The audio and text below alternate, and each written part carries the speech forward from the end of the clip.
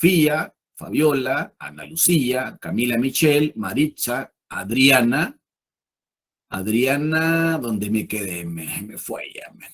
Vamos a ver, Alicia, Carolina, Pati Guadalupe, Justin, Sofía, Fabiola, Ana Lucía, Camila Michelle, Adriana Delfina, Jennifer, Iri Beatriz, Jonathan, Melanie, Raquel, Leslie Michelle, buenos días, Gloria, Emilia Peraza, Vale Nicole, Sara Patricia, Diana Escobar, Mónica Saraí, Nelson Fernando, Gerardo Alvarado y 72 más. Bueno, yo quiero ver, ustedes son, si no me equivoco, 89, o sea que aquí me faltan más o menos, casi, digamos, casi, unos 14, 15 estudiantes. Qué barbaridad. Pero bueno. Bien, señores, en la última clase nos quedamos hablando acerca de patología esofágica. Hoy vamos a continuar y vamos a luego a continuar con patología de estómago. Tengo exactamente las 10:04 de la mañana. Hora de finalización de esta clase, 11:25, quiero ver, 11:25, 11:30, por muy tarde, 11:30. Si no, pues los estaría pues terminando la clase a las 11:25. Bien, señores, voy a presentar, señoritas, voy a presentar pantalla o voy a compartir pantalla, como usted le quiera llamar. Creo que últimamente las clases no se han estado grabando, se las voy a grabar y se le envío luego pues a Abril a través del Drive, para que ustedes pues si gustan escuchar la clase, ¿verdad? Aunque ya he hablado pues que para mí estar escuchando algo que ya se dio en clase, sinceramente, soy de la idea, señoritas y caballeros, que es pérdida de tiempo. En vez de aprovechar a investigar más, a leer más el libro, estar escuchando algo que usted ya escuchó, a menos que no haya entrado a clase.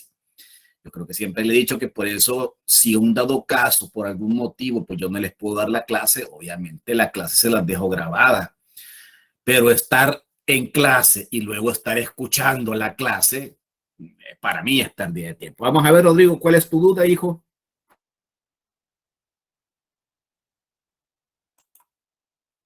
¿Tenías una duda, hijo? ¿Cuál es tu duda, Rodrigo?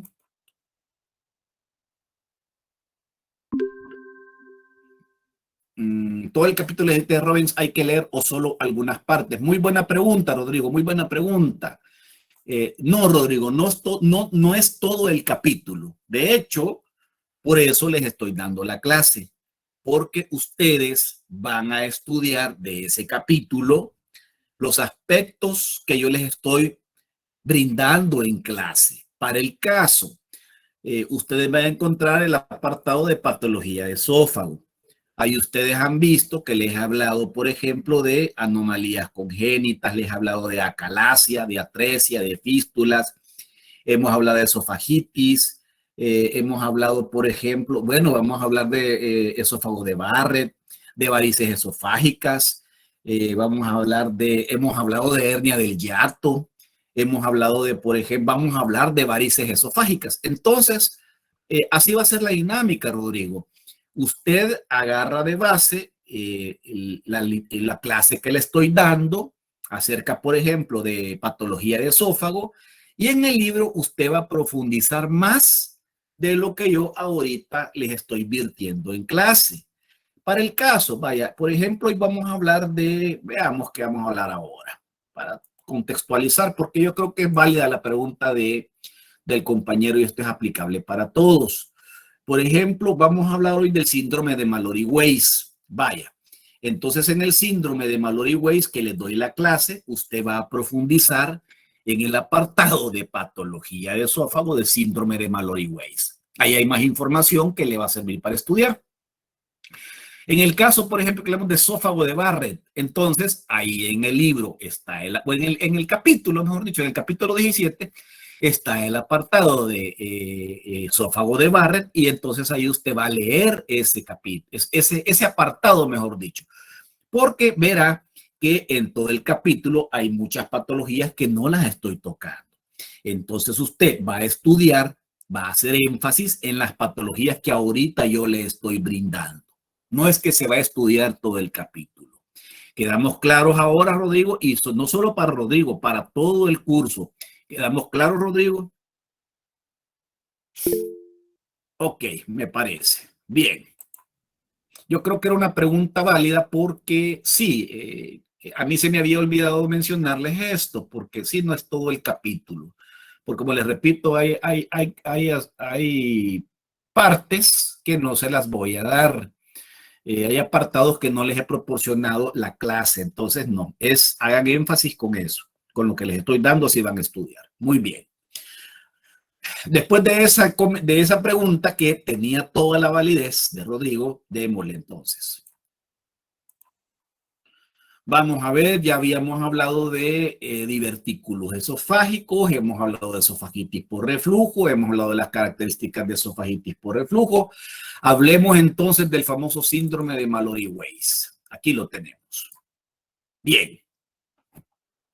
¿Qué es el síndrome de Mallory-Weiss o los famosos desgarros de Mallory-Weiss? Como usted lo puede ver aquí en la diapositiva, se lee, son desgarros longitudinales del esófago en la unión gastroesofágica. Unión gastroesofágica, es decir, donde usted puede ver estos desgarros.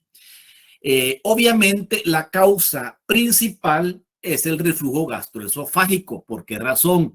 Porque hemos dicho, ¿verdad?, que cuando hay reflujo, pues ese ácido es sumamente, corrosivo, y el estómago, si bien es cierto, tiene esa capacidad que protege del ácido clorhídrico a través del moco gástrico. El esófago no tiene esa cualidad o esa defensa secundaria que el estómago tiene. Entonces, cuando yo tengo, por ejemplo, reflujo gastroesofágico, ese ácido, igual como hemos venido hablando, va a originar primero una esofagitis, y con esto agreguémosle que si es una persona que está vomitando constantemente, pues ese ácido, aparte de generar inicialmente una esofagitis, puede empezar a desgarrar la pared esofágica. ¿Y cuál es el problema del el síndrome o desgarro de Mallory-Weiss? Que como se desgarra la pared esofágica, van a haber pequeñas úlceras, y esas pequeñas úlceras van a generar sangrado. Entonces voy a tener yo un sangramiento de tubo digestivo superior que se va a manifestar, por ejemplo, con hematemesis, o también puede pasar, y esto es bastante peligroso, que cuando hay sangramiento de tubo digestivo superior, la sangre por gravedad va a pasar al estómago. Y el problema es que una vez que se encuentra en el estómago, y supongamos que ya ni siquiera es sangramiento, sino que es una hemorragia digestiva, hay mayor pérdida de sangre. Entonces corro el riesgo, uno, de que el paciente pues vaya a tener un shock hipovolémico por una hemorragia de tubo digestivo. Otro problema que nos enfrentamos cuando hay hemorragias o sangrados de tubo digestivo es que como el ácido se combina con el ácido clorhídrico, se combina con la sangre, es decir, la sangre por gravedad, como le decía, por gravedad baja hacia el estómago. Al haber combinación de sangre con ácido clorhídrico, el ácido clorhídrico descompone más esa sangre, generando sustancias tóxicas en forma de gas, ¿sí? Esa unión de sangre con ácido clorhídrico genera una gran cantidad de amoníaco, que ese gas puede irse, o ya sea por vía hematógena, o se puede ir también, subir al cerebro y originarme una encefalopatía por sangramiento de tubo digestivo, y puede llevar a una persona a un estado comatoso que le puede llevar a un paro cardiorrespiratorio. Entonces, eso es el peligro de los sangrados de tubo digestivo, o ya no digamos hemorragias de tubo digestivo. El problema es, o mejor dicho, lo principal del tratamiento en estas patologías va a ser primero detener si hay sangrado de tubo digestivo por estas laceraciones, y estar haciendo lavado gástrico para evitar que ese ácido en combinación con la sangre vaya a generar sustancias tóxicas que me puedan generar después complicaciones cerebrovasculares o complicaciones encefálicas en la persona. El desgarro o las laceraciones de Mallory Weiss, como usted puede ver aquí, digamos que las personas que más frecuente padecen son los alcohólicos crónicos. ¿En qué sentido?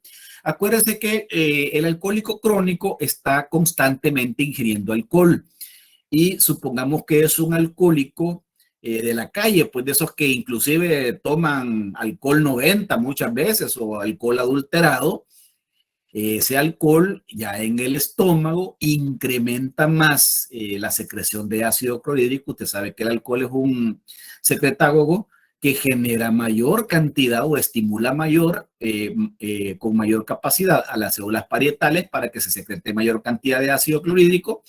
Y como generalmente las personas alcohólicas crónicas no comen, sino que solo ingieren alcohol, esto genera más probabilidad de vómitos por la gran acidez estomacal que se tiene, y esos vómitos constantes están originando el desarrollo pues de los desgarros de Mallory Weiss. Otras personas, aparte de los alcohólicos crónicos, que pueden tener probabilidad de desarrollar un síndrome de Mallory Weiss son las personas bulímicas. Un bulímico, usted sabe que es aquella persona que después de ingerir una buena cantidad de comida se inducen al vómito con el objetivo de evacuar todo lo que ellos han ingerido y de esa manera, pues, entre comillas, mantenerse con su peso, entre comillas, ideal. Entonces, si esta persona se está induciendo constantemente al vómito, ese aumento de la presión intraesofágica y ese paso del ácido del estómago al esófago está generando mayor probabilidad de que se generen estos desgarros con las consiguientes complicaciones que pueden existir. En algunos casos, el síndrome de Mallory Weiss se relaciona, como dice aquí, con las hernias del hiato. ¿Por qué razón? Porque las hernias del hiato, como ya dijimos, que es un defecto de la pared de la unión gastroesofágica que genera pues una saculación o una protusión, esto hace pues que prácticamente la presión o mejor dicho, la tonicidad del esfínter esofágico inferior se pierda y esté generando reflujos gastroesofágicos constantes. Entonces, por esa razón se dice que las hernias del hiato están relacionadas con el síndrome de Mallory Weiss y viceversa, ¿verdad? Por eso mismo, por la pérdida de la tonicidad del esfínter esofágico inferior, hay más probabilidad de reflujo y por tanto se va a dar primero una esofagitis, puede darse un síndrome de Mallory Weiss y a la vez de darse el síndrome de Mallory Weiss pueden empezar a formarse ya úlceras esofágicas. Y como bien lo dice aquí, mire, el porcentaje puede variar. Causan el 10% de las hemorragias digestivas altas. Mire, para que me entienda también, existen dos tipos de hemorragias de tubo digestivo. Hemorragias de tubo digestivo superior y hemorragias de tubo digestivo inferior. Obviamente, en las hematemesis masivas, eso pues le está usted diciendo pues un sangramiento de tubo digestivo superior.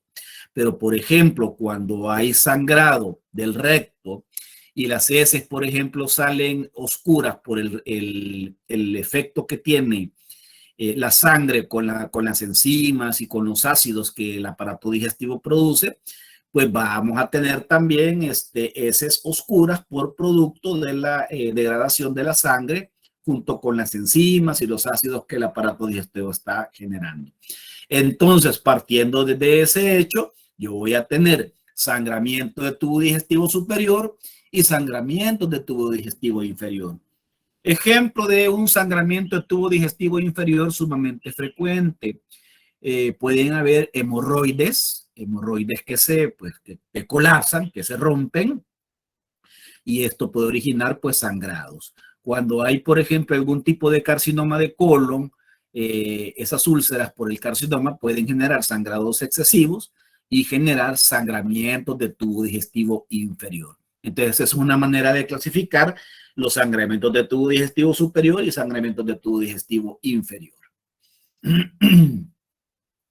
Esta imagen, miren, no es muy significativa. Lo que pasa que aquí lo que yo quise ilustrar es que a través de una endoscopía digestiva, una endoscopía es cuando un gastroenterólogo, un médico especializado en el aparato gastrointestinal, utiliza un aparato como medio de diagnóstico y de terapéutica para estudiar pues todo el tracto digestivo superior. Entonces se introduce en una cámara que refleja una pantalla donde cuando el endoscopio, el instrumento que se introduce por la boca, baja por todo el esófago, va evaluando y va estudiando las paredes del esófago y del estómago.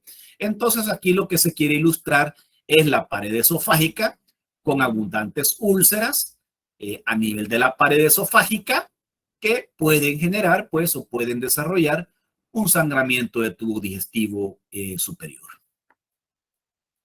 Aquí lo mismo, estoy ilustrando lo mismo.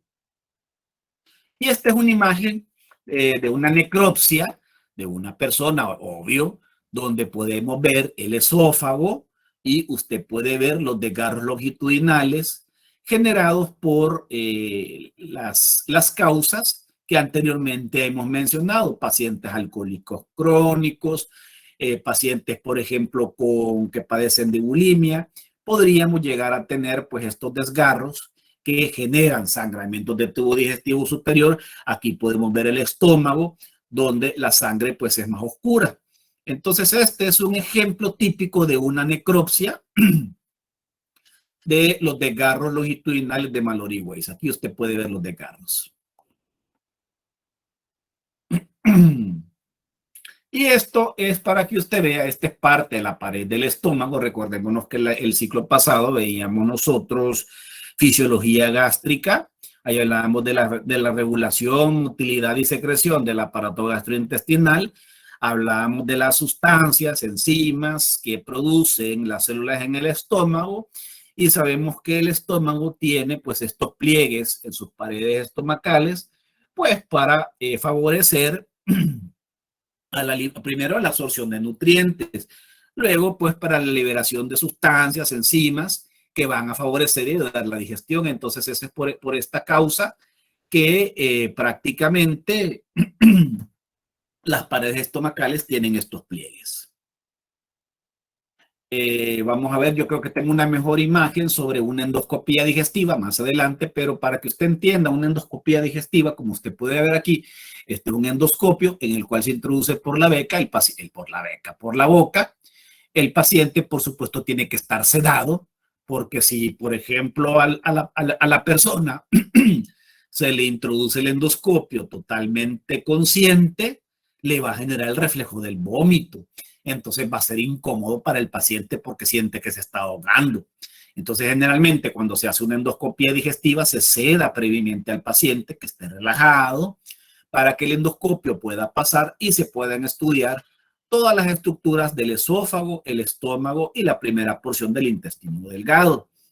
Ahora, cuando supongamos que en vez de introducir el endoscopio para estudiar todo el trayecto gastrointestinal, se quieren estudiar, por ejemplo, los bronquios, esa ya es otra condición, otro método de diagnóstico, el cual ya no va a ser endoscopía, ¿verdad?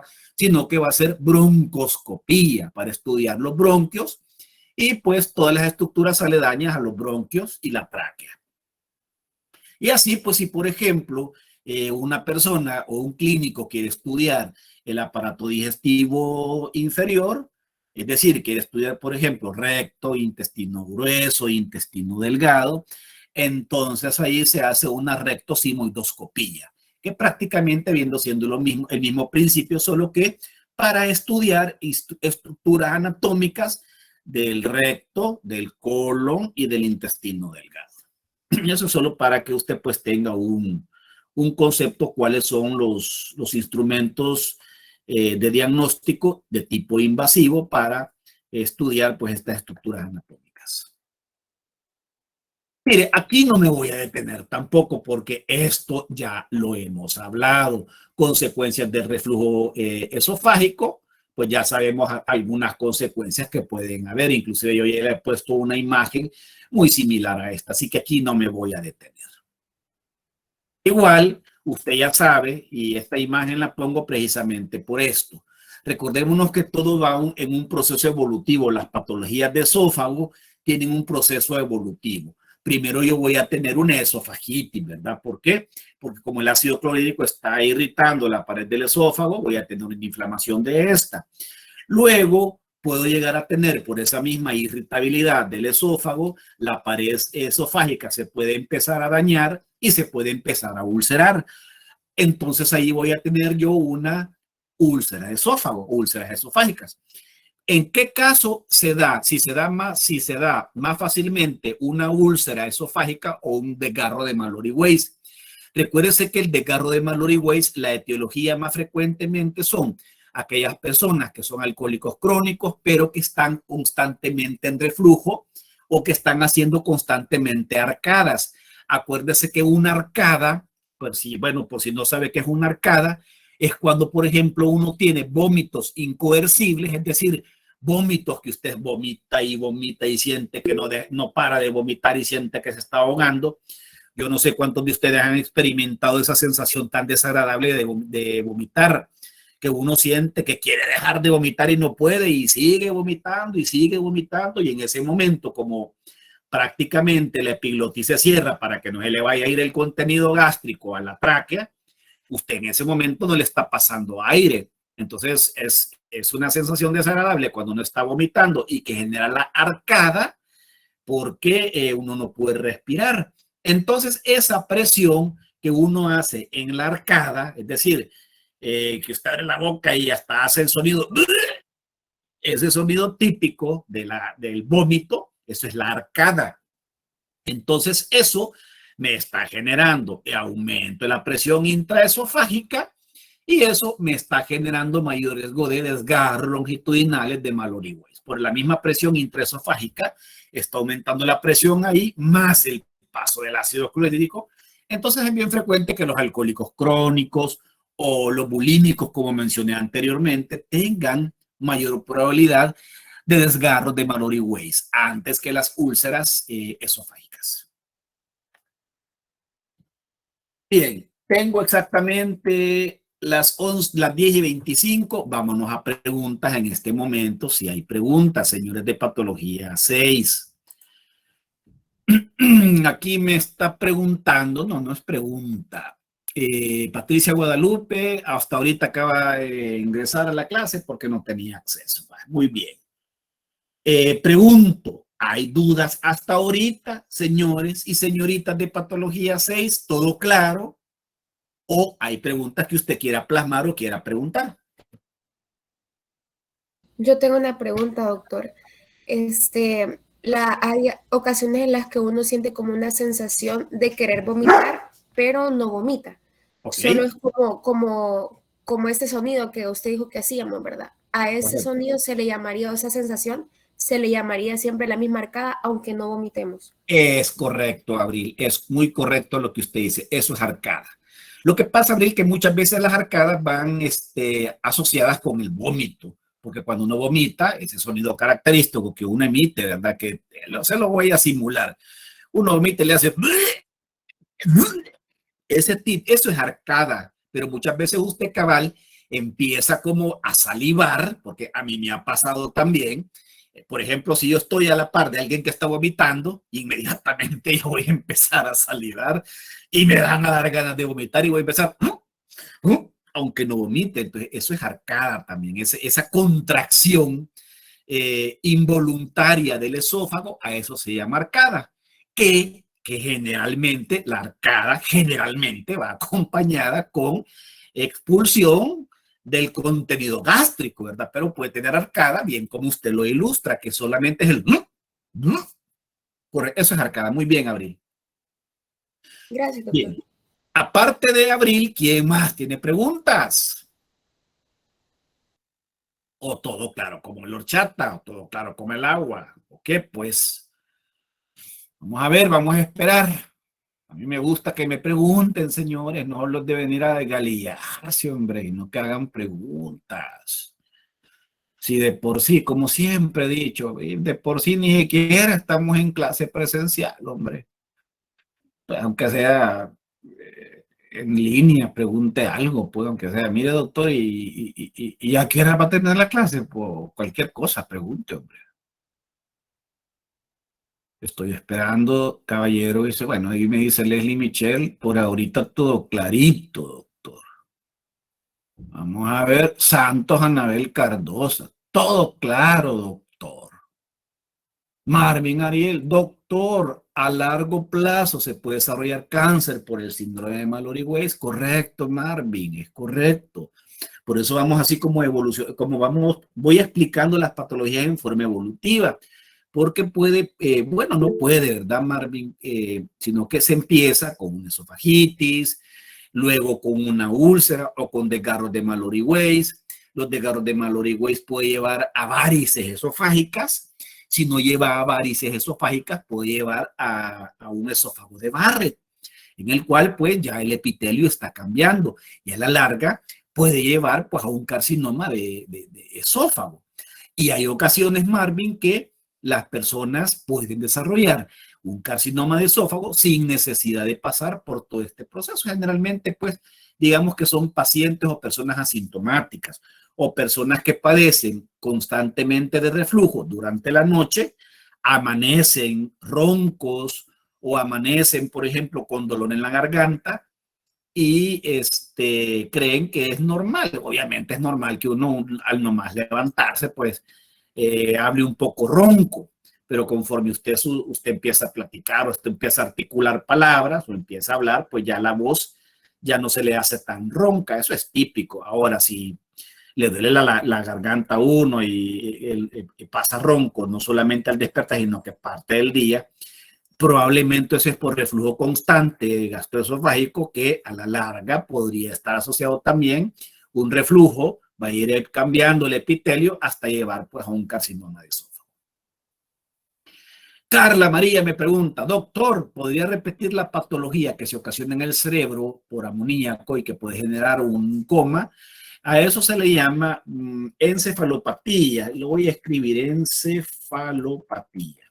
Déjeme decirle que la encefalopatía es una serie de signos y síntomas inespecíficos a nivel cerebral, ¿verdad? A nivel de encéfalo, es decir, hay desorientación, hay confusión, hay temblores, puede haber convulsiones, hasta llevar a un coma y obviamente la muerte. Entonces la encefalopatía es una serie de signos y síntomas inespecíficos que hacen alusión a una alteración a nivel del encéfalo, que puede ser producido por una intoxicación de algún tipo de alimento que esté repercutiendo en el cerebro, que puede ser por una intoxicación alcohólica, que puede ser, por ejemplo, por insuficiencia renal, por todos los productos tóxicos que andan en la sangre.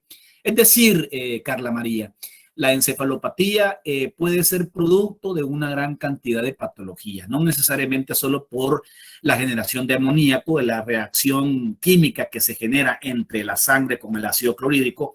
Evidentemente va a generar sustancias tóxicas que van a repercutir pues a nivel del encéfalo y me van a originar una encefalopatía. Pero la encefalopatía puede ser producto de una gran cantidad de patologías. Por ejemplo, otra que es bien común, la cirrosis hepática. La cirrosis hepática ya en un estadio terminal, en un estadio 4, ya hay pues un grado de encefalopatía bastante avanzada. Entonces es producto de una gran cantidad de patologías, Carlita. Bien, Carlos Mauricio me pregunta, doctor, entonces en los alcohólicos se dan primero las úlceras y luego el síndrome de Mallory-Weiss. Eso puede variar, Carlos. Carlos Mauricio. Obviamente yo les estoy ahorita llevando el orden normal de cómo puede evolucionar las diferentes alteraciones esofágicas. Aunque puedo tener yo primero desgarros de Mallory-Weiss y luego tener úlceras. Eso va a depender de una gran cantidad de factores, la cantidad de alcohol que la persona ingiere, el nivel, por ejemplo, de ayuno que tiene esta persona, si tiene antecedentes ya pues de problemas esofágicos antes de que se volviese alcohólico, influye una gran cantidad de factores. La edad también es otro factor que puede influir, pero generalmente, Carlos Mauricio, los alcohólicos empiezan por la misma arcada que está generando los vómitos y ese reflujo, Entonces es bien frecuente que primero el alcohólico empiece con desgarros de Mallory Weiss y por el mismo efecto del desgarro más la acción del ácido, esos desgarros empiezan a generar lesiones de mayor tamaño y generen úlceras con desgarros, ¿verdad? Puede ser que los desgarros luego se hagan lesiones más grandes, ya no sean solamente un desgarro, sino que ya sean úlceras de mayor diámetro, de mayor longitud. Muy bien. Aparte de Abril Eunice, aparte de, quiero ver Marvin Ariel, de Carla María, tú, no, yo no, y Carlos Mauricio, ¿hay preguntas?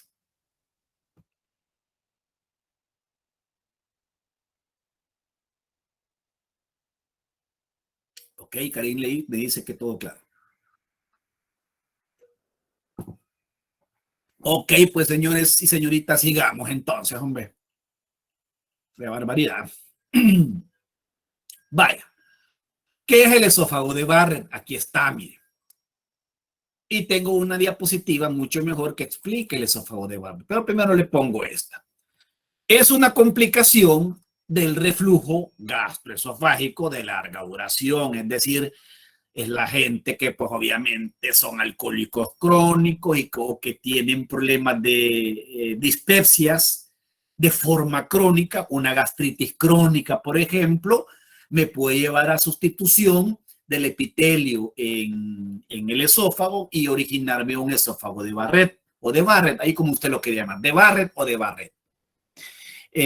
Aquí dice, hay sustitución del epitelio en respuesta a una agresión prolongada. Recuérdese que son mecanismos adaptativos.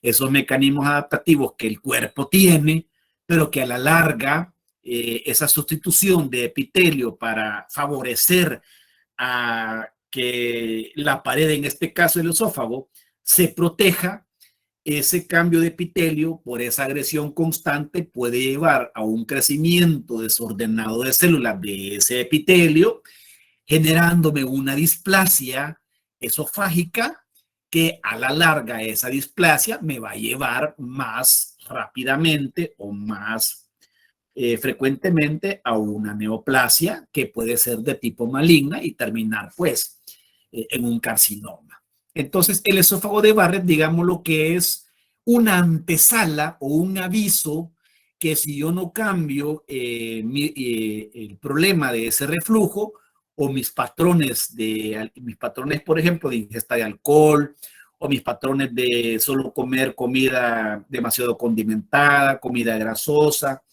y ya tengo un esófago de Barrett, estoy a un paso de riesgo de desarrollar un carcinoma de esófago.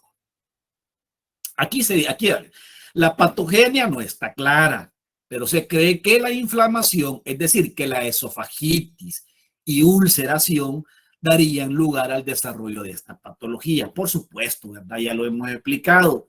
Conforme está la agresión, va a haber una sustitución de epitelio en respuesta a una lesión prolongada que a la larga pues genera este típico esófago de Barrett y que la persona tiene riesgo de desarrollar un carcinoma.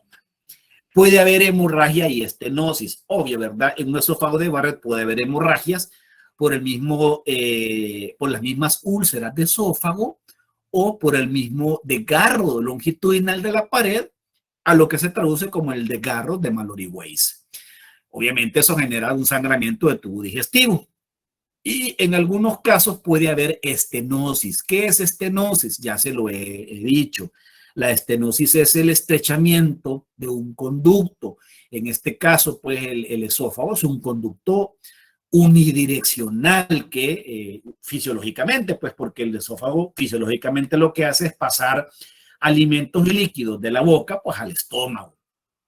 Entonces, esa agresión constante del ácido puede generar una fibrosis de algún segmento de la pared del esófago que a la larga pues puede llevar a una estenosis, es decir, a un estrechamiento. Para que entendamos, pues esto podría ser una estenosis. Mire, hay un estrechamiento del conducto esofágico producto de esa agresión constante del ácido clorhídrico.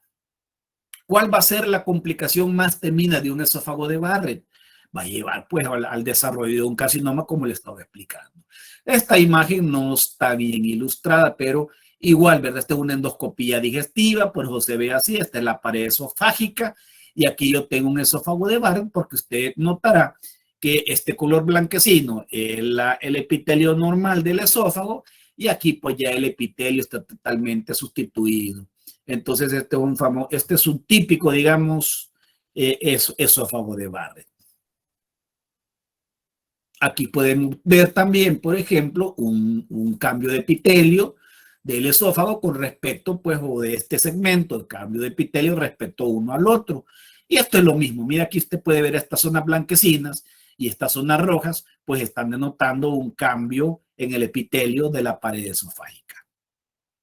Y en esta diapositiva, que obviamente usted puede ver que es copiada y pegada, ahí usted puede ver lo que me interesa que vea las causas, porque aspectos histológicos lamentablemente no podemos hablar porque a través de una imagen es bien difícil poder explicarles aspectos de histología, aparte que ustedes como estudiantes de cirugía dental, no sé si en la formación de anatomía humana les dieron el componente de histología, y si les dieron histología, imagino que, y por lógica, hacen más referencia a la histología del sistema estomatognático, ¿verdad?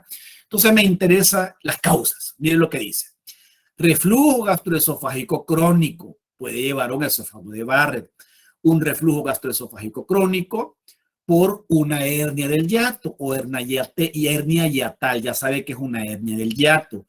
O incompetencia del hiato, es decir, incompetencia del esfínter esofágico inferior.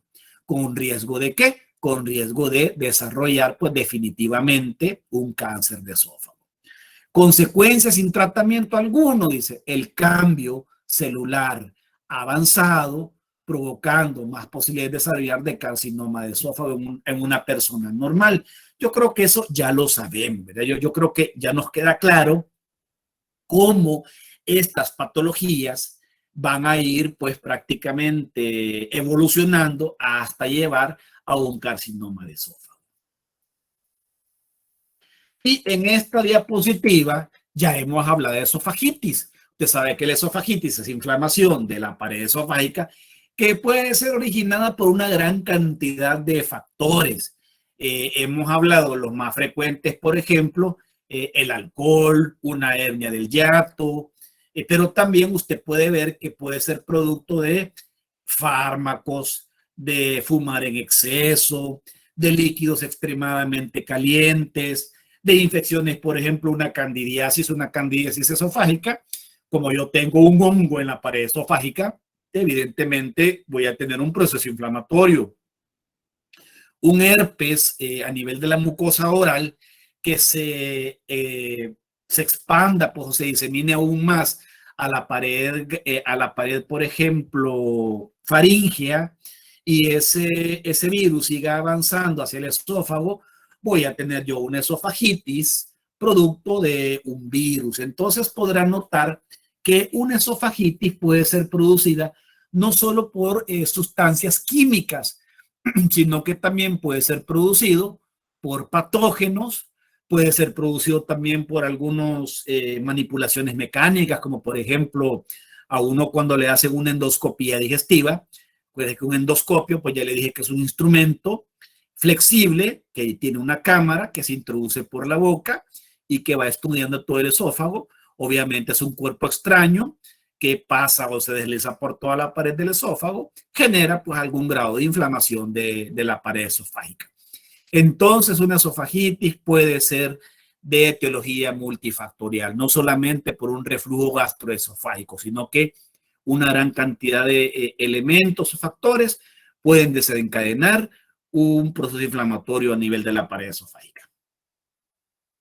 Esto que usted ve aquí, esto es el famoso desgarro de Mallory-Weiss, en el cual usted puede ver desgarros longitudinales en todo el esófago. Este es un ejemplo típico de desgarros de Mallory-Weiss, para que usted le quede claro. Y esto, igual, lo que le he estado explicando. Aquí podemos ver ilustradamente partes de la pared esofágica y endoscópicamente cómo se vería. Tal vez lo que a usted le puede llamar más la atención es aquellas zonas ulceradas de donde usted puede diferenciar epitelio normal de un epitelio ya agredido o ulcerado, en el cual pues en algunos casos también pueden presentar sangramientos masivos que me van a llevar a una hematemesis masiva, traduciendo en sangrado de tubo digestivo superior con las siguientes complicaciones, como ya mencionamos, una encefalopatía por una hemorragia digestiva.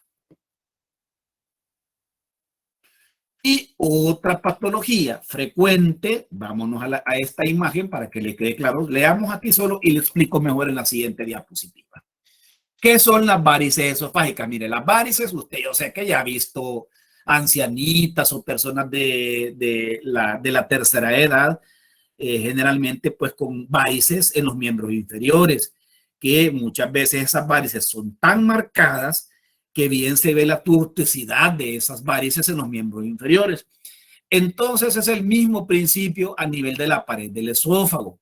Entonces lo que se ven son desarrollo de vasitos sanguíneos tortuosos. Cuando hablamos de tortuosidad, hablamos de esto. Mira, aquí puede ver también que a través de una endoscopía digestiva se ve la pared del esófago. Aquí podemos ver la pared del esófago y podemos ver esta tortuosidad que se ve aquí. Mire, estas son varices de esófago a nivel del todo el trayecto de la pared de este órgano hueco, de este túbulo, y sucede o se dan principalmente cuando las personas frecuentemente se están induciendo al vómito, ejemplo, las personas bulímicas o los alcohólicos crónicos o los cirróticos, que por la misma arcada que hablábamos con Abril, esa misma arcada genera un aumento de la presión intraesofágica y ese aumento de la presión intraesofágica genera aumento de la presión vascular de las venas de la pared esofágica que van a protuir y van a generar pues las famosas varices esofágicas. Por eso dice aquí, miren, se encuentran en el 90% de pacientes cirróticos asociados a cirrosis alcohólica. Ya le voy a explicar por qué una cirrosis origina un aumento de desarrollo de varices esofágicas. Las varices esofágicas no producen sintomatología, es decir, el cristiano puede andar una gran cantidad de varices en el esófago y no presentar sintomatología. Va a generar sintomatología cuando alguna de estas varices se rompa. Entonces va a generar un sangramiento de tubo digestivo superior y genera, obvio, ¿verdad?, una hematemesis masiva, partiendo del hecho que usted ya sabe que es una hematemesis, es vómitos con sangre. O vómito franco, o sea, sangramiento franco por la boca, producto de una varices esofágicas. Algunas personas dicen fallecen por la hemorragia, otros por el coma hepático que producen. ¿Por qué razón? Por lo mismo principio que le expliqué.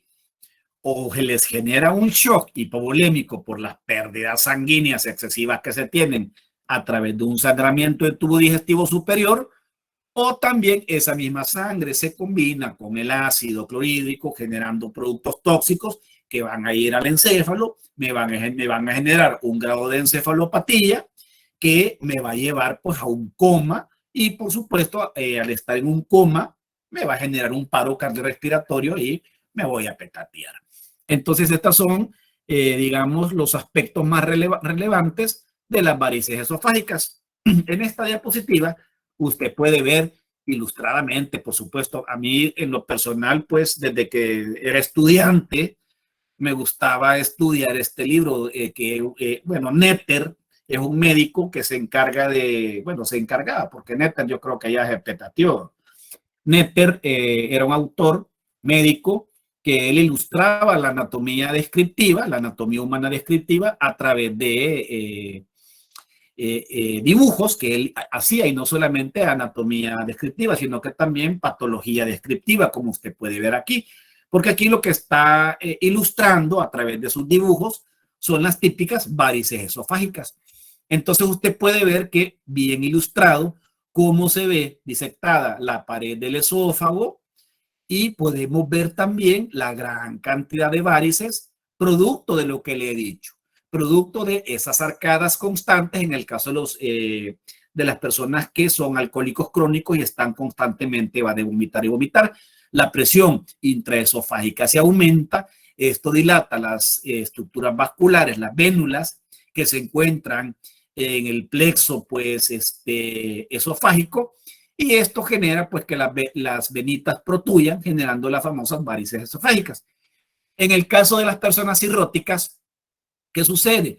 Lo que pasa es que cuando hay cirrosis, el aumento del sistema porta, el sistema porta hepático es esto, mire, que aquí yo traigo, aquí viene pues la irrigación, no, el drenaje de miembros inferiores que pues se anastomosan o se unen a nivel del sistema porta hepático, que es el que está drenando la sangre del vaso, del páncreas, del estómago, drenan toda esa sangre para que todo ese drenaje de sangre llegue a la vena cava inferior para que pase al corazón y luego darse pues ese proceso de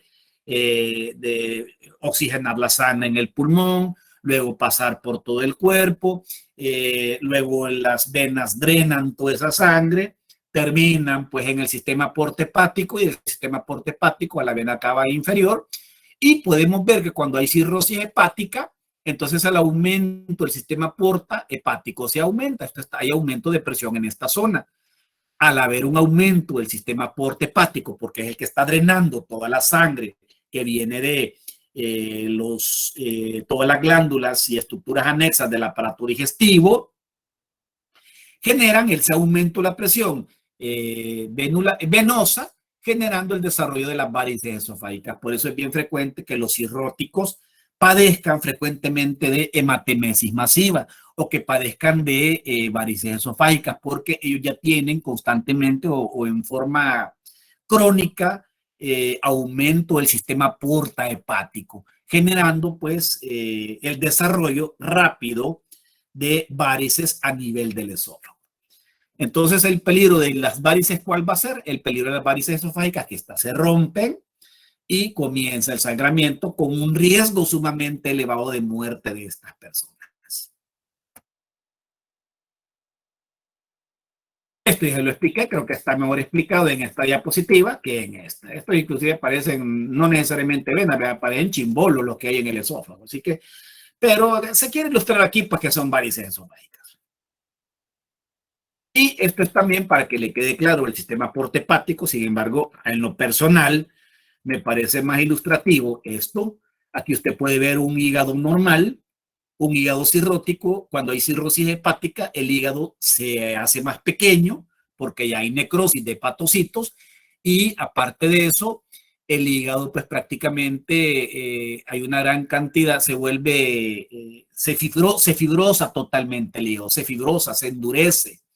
Entonces, esa fibrosis hepática genera aumento de la presión del sistema porta hepático y genera pues que estas venas se dilaten y se generen las varices. Entonces aquí tenemos otro ejemplo del drenaje venoso del estómago, por ejemplo, del hígado, del páncreas, de la vesícula biliar, pues de todo el drenaje que viene de las zonas del intestino delgado, se unen pues en el sistema porta hepático y generan pues ese drenaje que va a la vena cava inferior. Entonces ese es el problema cuando los pacientes son o las personas son cirróticos, se genera pues este problema de las varices esofágicas. Y obvio, aquí tampoco me detengo porque usted sabe que todo esto a la larga, ¿a qué me va a llevar? Me va a llevar a un carcinoma de esófago, en este caso un carcinoma epidermoide. ¿Cuáles son algunos aspectos que yo quiero que usted pues vea de esta diapositiva? Los carcinomas de esófago ya son más frecuentes en la quinta década de la vida. Ya las personas con 50 años, 60, 70 tienen más riesgo de desarrollar un carcinoma de esófago a esa edad. Son más frecuentes en el hombre en relación con la mujer, aunque puede variar.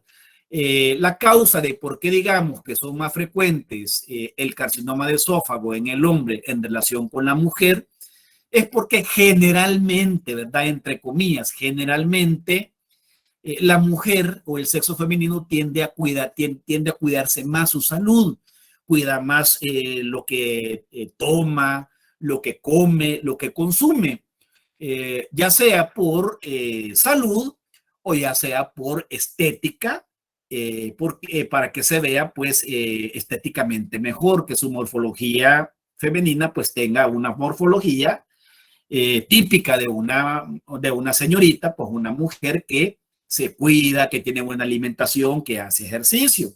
Mientras que el hombre generalmente es más descuidado con la comida, digamos que tiende más a ser más sedentario y que tiende más, por ejemplo, por la misma sociedad que induce que el macho tiene que ser el que chupa y fuma.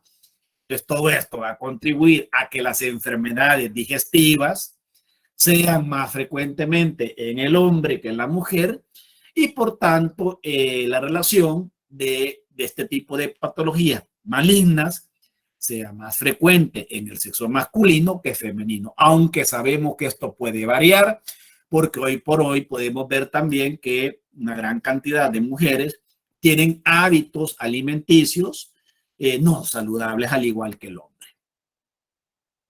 ¿Qué más podemos hablar de aquí? Bueno, dentro de, lamentablemente, y esto no solamente es para la patología maligna de esófago, generalmente todas las patologías malignas muchas veces no dan sintomatología, son asintomáticas.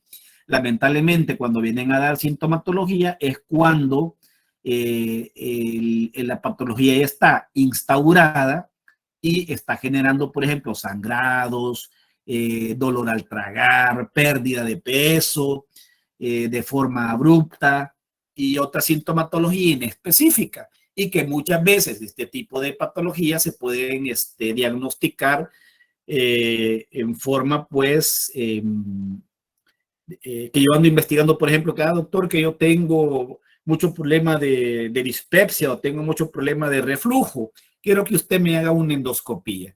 Y resulta que consulta por una esofagitis porque tiene un reflujo y al hacerle la endoscopía ve el médico o el gastroenterólogo que lo que tiene es un cáncer. Entonces, lamentablemente, pues este tipo de patologías son asintomáticas y cuando vienen a ver sintomatología, ya la neoplasia está bien instaurada y tiene que pasar pues por un proceso bien tedioso de quimioterapia, radioterapia, restricciones de comida, etcétera. Todo lo que lamentablemente una persona con un cáncer, el cual se está tratando, pues tiene que estar con todos esos fármacos que le generan pues una gran cantidad de efectos colaterales. Y el adenocarcinoma, porque existen dos tipos de carcinoma, ¿verdad? El carcinoma epidermoide y el adenocarcinoma. Ambos, miren, para no confundirnos, ¿cómo diferenciar un adenocarcinoma de un carcinoma epidermoide? Evidentemente, eso es a través de una biopsia del tejido afectado. No puedo decir por sintomatología, este tiene un adenocarcinoma o este tiene un carcinoma epidermoide. No, ¿verdad? La manera para identificar si es un adenocarcinoma o un carcinoma epidermoide a través de biopsia, a través de estudio histológico de esa zona afectada. Sintomatología es igual tanto para ambas patologías de tipo malignas. Ambas pueden ser producidos, por ejemplo, aquí usted puede ver que el adenocarcinoma es producido por esófago de Barrett. Un carcinoma epidermoide también puede ser producido por un esófago de Barrett. Ahí puede variar, ¿verdad? Y la sintomatología, por supuesto, es similar. Ahora, pronóstico. Ambos pronósticos, tanto de un carcinoma epidermoide como un adenocarcinoma de esófago, igual, mal pronóstico. Sin embargo, se tienen estudios que es más agresivo para desarrollarse o para acortar la vida de una persona, un adenocarcinoma que un carcinoma epidermoide, ¿verdad? Es más agresivo un adenocarcinoma versus un carcinoma epidermoide de esófago. Sin embargo, ambos, todo cáncer, usted sabe, todo cáncer tiene un mal pronóstico. Pues no le van a decir, fíjate que tiene cáncer, pero el pronóstico es bueno, ¿no? ¿Verdad? el pronóstico es malo. Que tiene una gran probabilidad de que se pueda extirpar ese tumor y que no le va a salir, eso es cierto, pero usted sabe que de entrada una neoplasia maligna en cualquier segmento de su cuerpo, un carcinoma maligno, es de mal pronóstico. Bien, vámonos a, bueno, y aquí para ir aterrizando, usted, pues para que vea pues cómo un carcinoma puede ir avanzando hasta pues afectar capas más profundas, y obvio pues cuando ya afecta capas profundas puede pasar a los ganglios linfáticos, puede pasar pues al paquete vascular, donde va arteria, vena, nervio y estructuras linfáticas, y hay más probabilidad pues de desarrollar metástasis, que el carcinoma ya no sea in situ, ¿verdad? Sino que también ya se genere pues una metástasis a zonas distales de esas células malignas.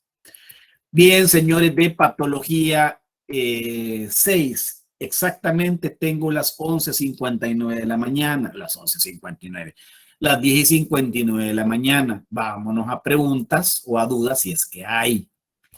Vamos a ver, aquí me pregunta Olinda, doctor, ¿puede pasar que se rompa una varice esofágica y hacer conductos o canales que lleguen hasta una vena principal? Creo que menciona la vena cava, y si pasara, se muere la persona. Partamos del hecho, Olinda y Amilet, la vena cava inferior es la principal vena que, bueno, no digamos, es la vena que conecta la aurícula derecha del corazón, que trae sangre, que drena toda la sangre que viene de los miembros inferiores, de la región pélvica, del sistema portohepático. Se une el sistema portohepático, la gran vena hepática, la gran vena hepática se une con la vena cava inferior y se conecta en la aurícula derecha.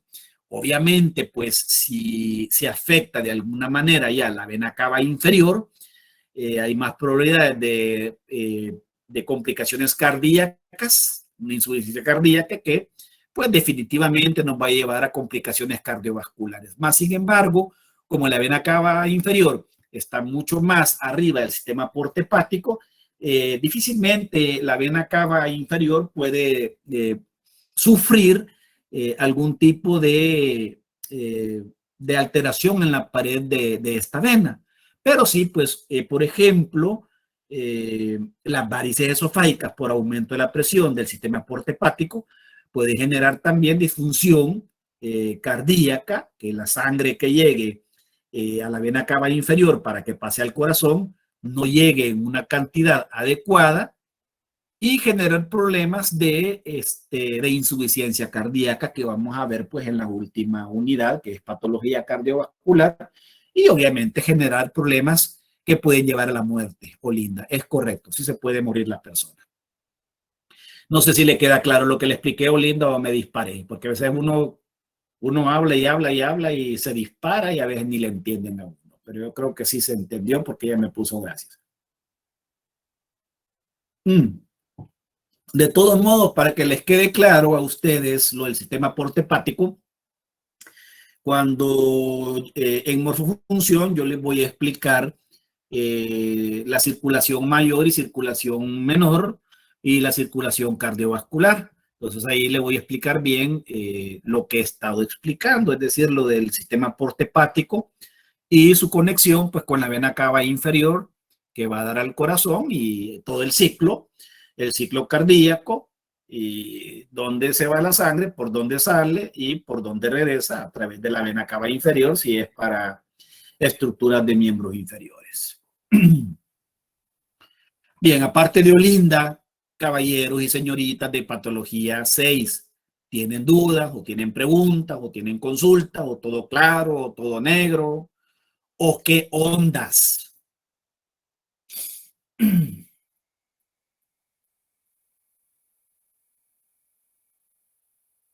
Laura me pregunta, doctor, ¿existe una predisposición genética de presentar reflujo gastroesofágico y esto a su vez causa un esófago de Barrett o un adenocarcinoma? No, Laura, y muy buena pregunta la que usted me hace. Miren, las patologías como el reflujo gastroesofágico, la gastritis, la esofagitis, Sí, obviamente este tipo de patologías puede haber, por ejemplo, algún defecto genético, por ejemplo, ¿de qué? Yo más adelante les voy a explicar en patología de estómago, el famoso síndrome de Zollinger-Ellison.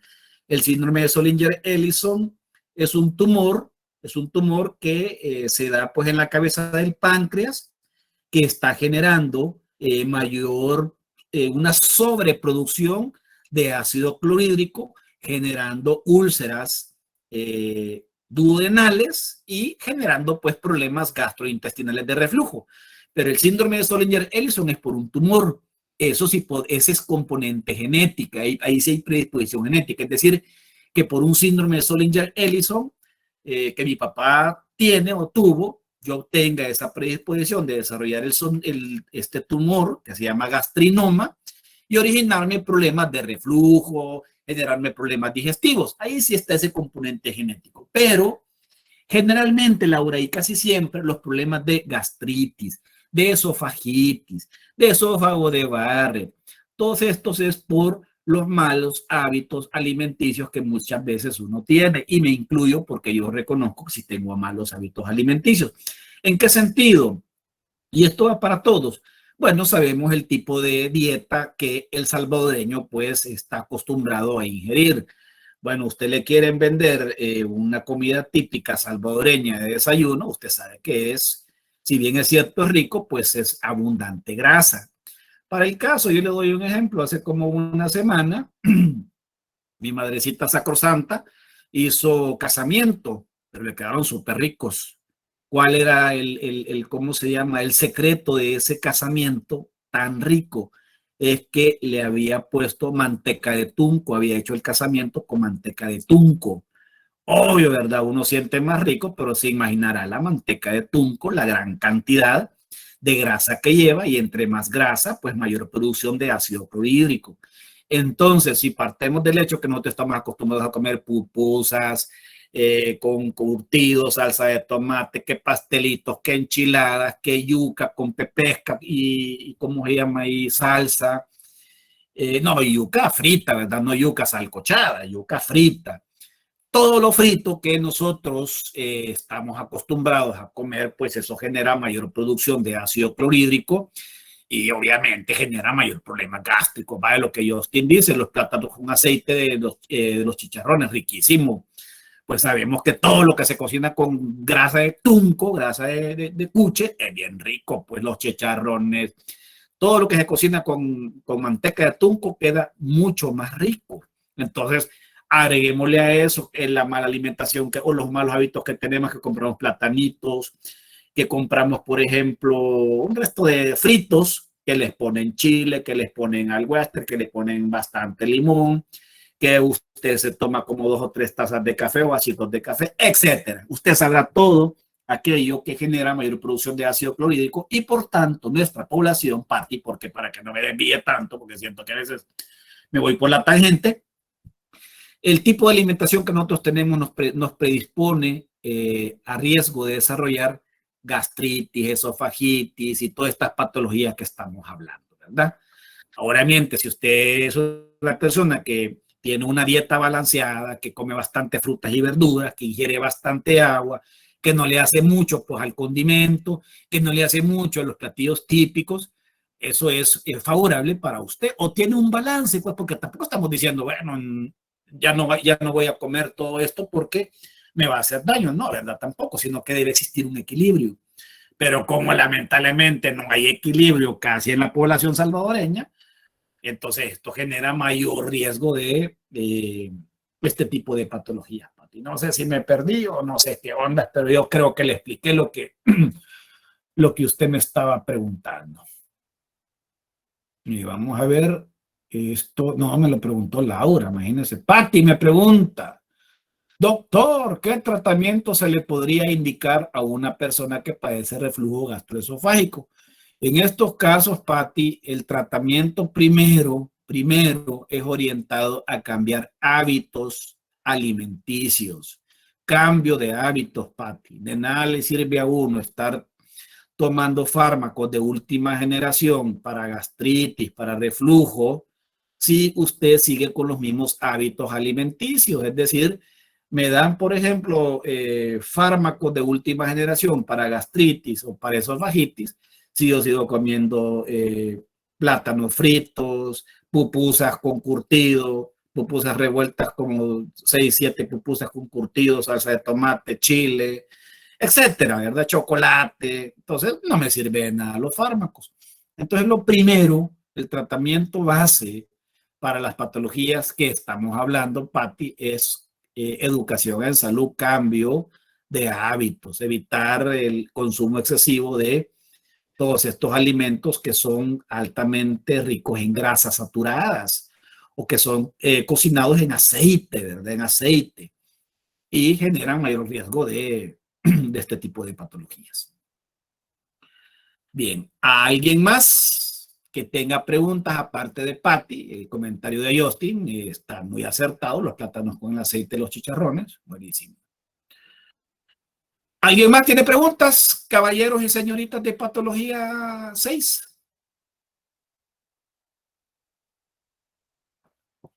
¿O todo claro? Ok, Patti, qué bueno que le pude aclarar su duda. Aparte de Patti, aparte de, bueno, vaya, gracias a Dios, pues ahí Camila Michelle, aquí me pregunta Olinda, doctor, ¿y si cambia los hábitos alimenticios, pero sigue teniendo reflujo, podría ser ya una patología? De hecho, ya es una patología, Olinda. Lo que pasa es que el tratamiento, primero ya dijimos, ¿verdad? Que son los hábitos, cambios de hábitos.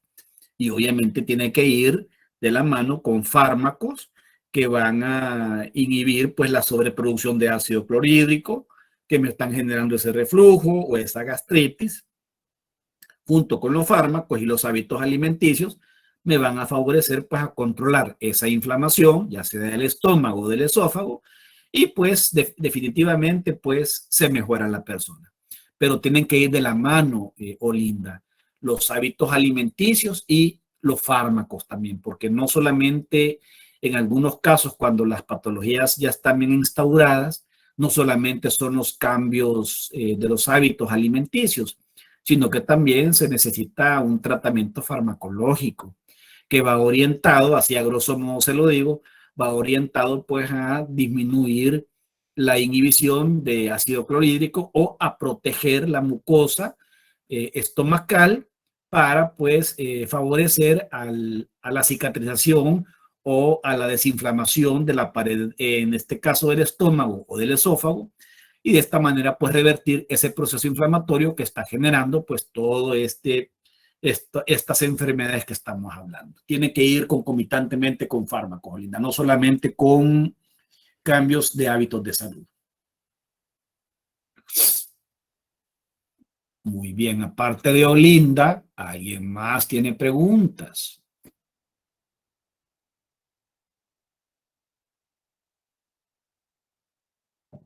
Ok, entonces continuemos y el siguiente stop lo hago a las 11:20 para que si hay preguntas, pues 11:25 y terminamos aquí.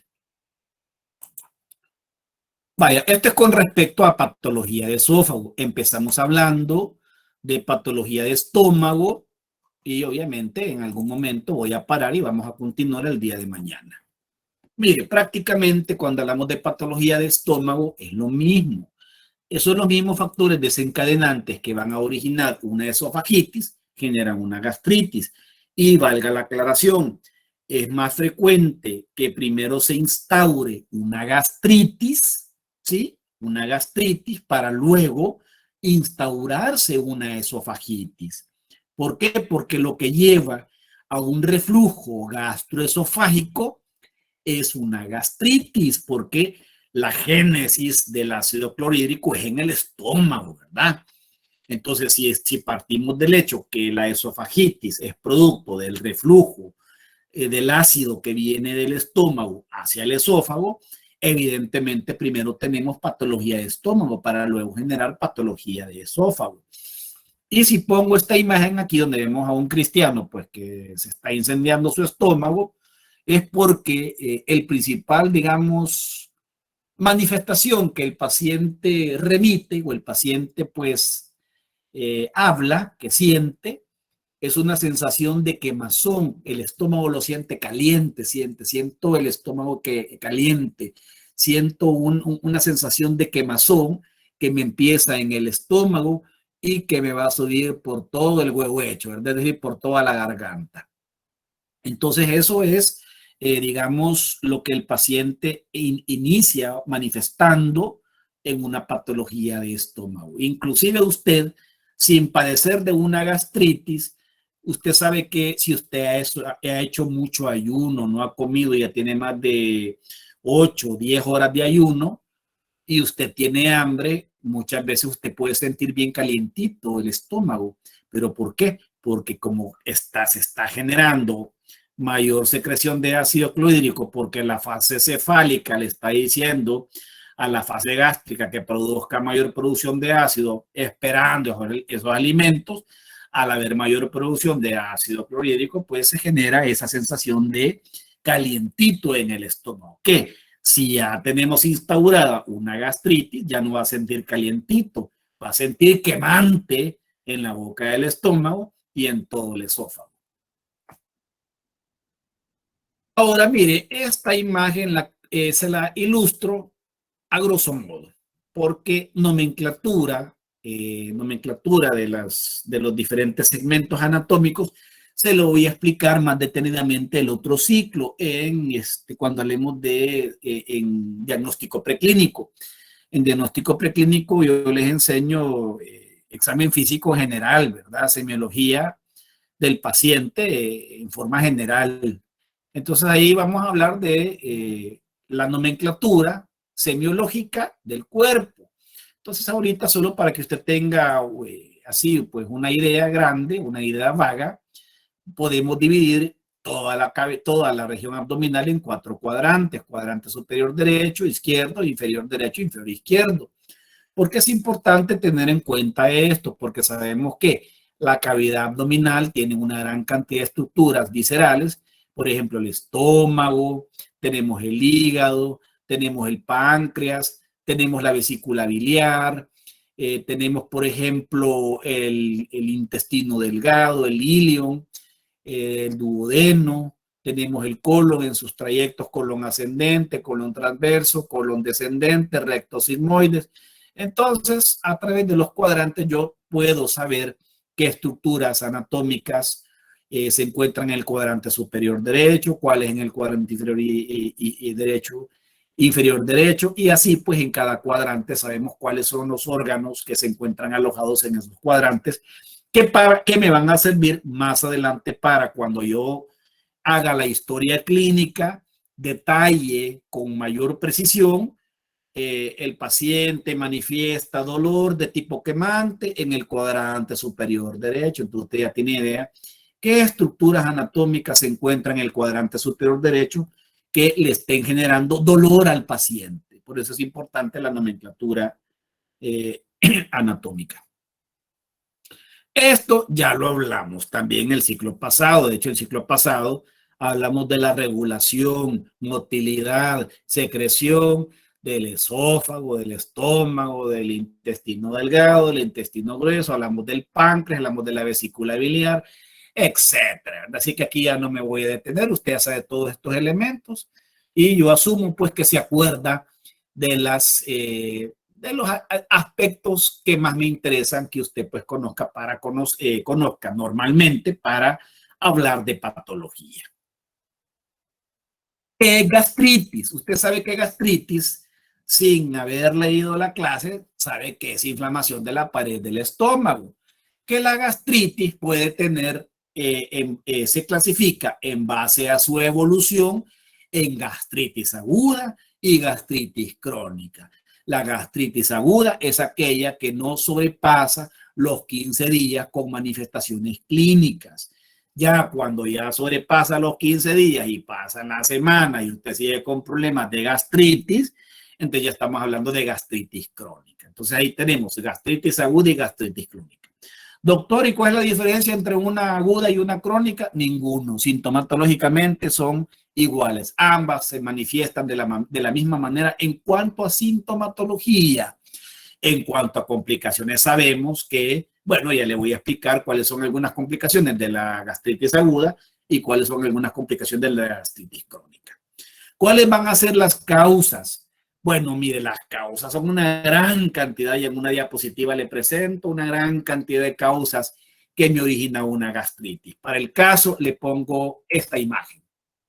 Aquí digamos que están las principales causas de una gastritis. Le hago un paréntesis. La población salvadoreña, un buen porcentaje, y podríamos hablar más del 70-80% de la población salvadoreña, padece de gastritis. Lo que pasa es que la gastritis generalmente y casi siempre es asintomática, no presenta mayor signos o síntomas. ¿Por qué la mayoría de salvadoreños adolecen de gastritis y no lo saben? Uno, los hábitos alimenticios. Ya sabemos, por ejemplo, aquí podemos ver dieta típica de un salvadoreño domingo por la noche. Hasta muchas veces yo he escuchado anuncios que no debe faltar, pues, las pupusas los domingos para cenar.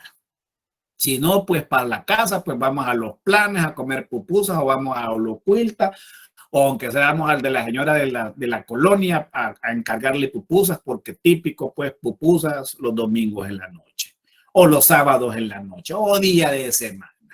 Y si ese curtido, pues, no está bien manipulado, ahí puede ir esta bacteria. Esta bacteria es el famoso Helicobacter pylori. Y esta bacteria, mucho antes, estoy hablando allá como en el 1995, cuando yo era estudiante todavía, se le llamaba Campylobacter pylori. Con el tiempo, esta bacteria se fue estudiando más y por las estructuras tipo helicoidales que tiene Helicobacter, y usted puede ver aquí, se denominó Helicobacter pylori. Helicobacter pylori. Ya no era Campylobacter, sino que Helicobacter.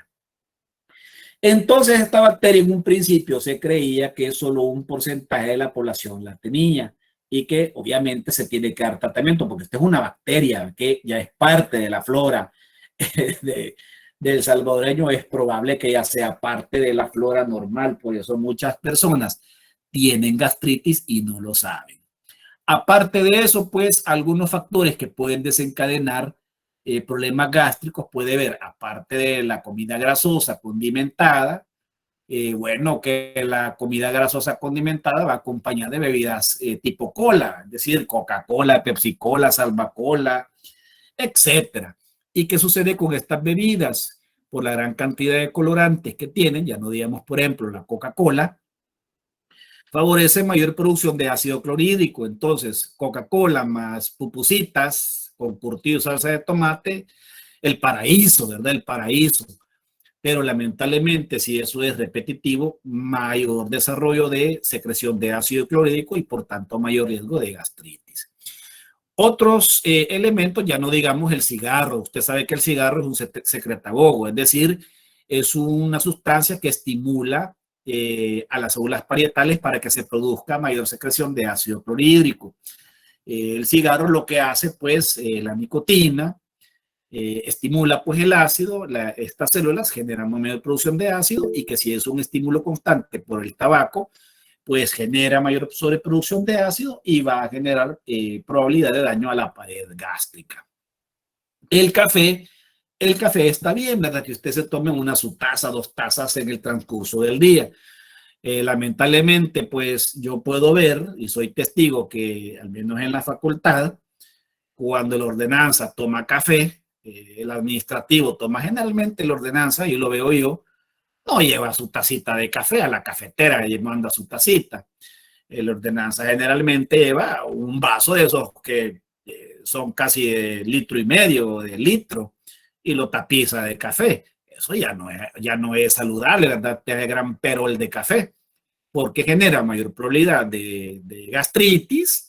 Aparte que el exceso de cafeína pues incrementa el ritmo cardíaco, genera vasoconstricción renal, favoreciendo a un probable daño a nivel del riñón. Entonces, y aparte de eso, el café también se cataloga como otro estimulante de las células parietales para que se secrete ácido clorhídrico, generando pues problemas a la larga de gastritis. Entonces, aquí en esta diapo me voy a quedar y le voy a explicar mañana detenidamente por qué los antiinflamatorios no esteroidales, a la cabeza de la aspirina, favorecen pues a gastritis. Ya le expliqué el café, ya le expliqué el tabaco y le expliqué lo de las pupusitas, junto con, por ejemplo, aquí pongo comida con abundante grasa, como son, por ejemplo, la sopa de res, la sopa de pata, la sopa de frijoles blancos con carne de tunco. Todo lo grasoso al final estimula mayor producción de ácido y genera mayor probabilidad de ácido clorhídrico. Ya no digamos pues el consumo excesivo de alcohol, ya sea pues en cervezas o también, por ejemplo, en bebidas más fuertes, como el ron, el vodka, el tequila, generan mayor riesgo, probabilidad de desarrollar pues una gastritis. Y en esta diapositiva estos estudiantes ya no están aquí en la facultad, ya se fueron todos. Aquí no sé si logra ver, inclusive aquí se ve la doctora Asturias, una imagen desde como 50 años, no mentira, una imagen de aproximadamente hace unos 10 años, ¿verdad? Unos 10 años. Inclusive este estudiante que vemos aquí de morado, pues ya está pues como asesor académico en la facultad. Vámonos a preguntas ahorita, señores, de patología 6, si es que hay, porque tengo exactamente las 11:24 y la nalga ya se cansó y la nalga ya se aburrió. Vamos a ver, Fernando José, una churis con coca. Delicioso, Fernando. Yo me acuerdo que cuando estábamos en la presencialidad total, típico, ¿verdad? A las 12 ir a hacer la gran cola de 5 metros para saborear 2 choris y una gaseosa. Y le pongo chile, póngale chile, el chile jalapeño y póngale chile ese de ese rojito, de bote, póngamele los dos. Con ese curtido que tiene el Helicobacter, más la gaseosa. Un paladar para la boca y un gran bombazo y chicharronazo para el estómago. Bien, Patricia Guadalupe, solución, quitarle el estómago, así no habrá gastritis. Digamos que es una muy buena solución, Pati. Bien, hay preguntas, señoritas y caballeros de patología 6. ¿O todo le ha quedado claro? Porque la clase ya la terminé. Vamos a ver, Abril. Yo tengo una pregunta. Usted mencionó lo del tabaco, ¿verdad? Y también por lo de la nicotina, parece que dijo que era, ¿verdad? Es correcto. Entonces, pero hoy en día también está como presente lo del vape, el cigarrillo electrónico. Entonces, o sea, eso también lleva nicotina en diferentes niveles, ¿verdad? Pero lo lleva. ¿Las consecuencias vendrían siendo las mismas? ¿O las mismas, Abril, las mismas? Mire, muchas veces he escuchado ese comentario que no, pero está fumando cigarro electrónico. Pero, y si bien es cierto, algunos cigarros electrónicos, el tabaco que les ponen, pues son aromáticos y generan un olor, es el mismo daño de fumador involuntario. Es el mismo daño que se está generando en el cuerpo porque, bien, usted lo dice, es nicotina, pues la combustión cambia, pero es nicotina. Entonces, igual, Abril, ese daño a nivel de la pared del estómago se está dando también porque lo que genera la sobreproducción de ácido clorhídrico es la nicotina. Es el mismo principio. El mismo principio de fumador involuntario, el mismo principio, Abril, el mismo principio. En lo personal le voy a comentar, yo tengo de no fumar casi 12 años, pero yo antes era un fumador empedernido, fumaba y fumaba y fumaba increíblemente, y claro, obviamente eso me generó problemas gástricos, pero hoy por hoy créanme que a mí el humo del tabaco me ofende. Después de ser yo fumador crónico, yo me fumaba, casi me tiraba la cajetilla al día y hoy sentir que el humo del tabaco que está una persona fumando me ofende, pues gracias a Dios, ¿verdad? Pero es igual, Abril.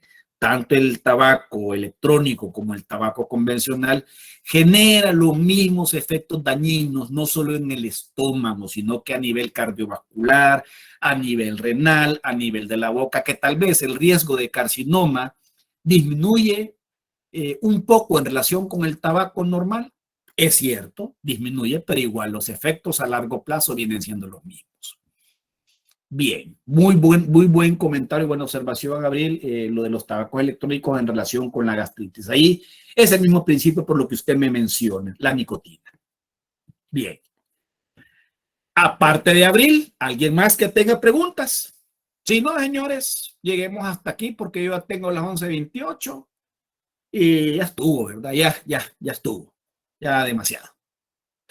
Así que voy a detener la grabación en este momento.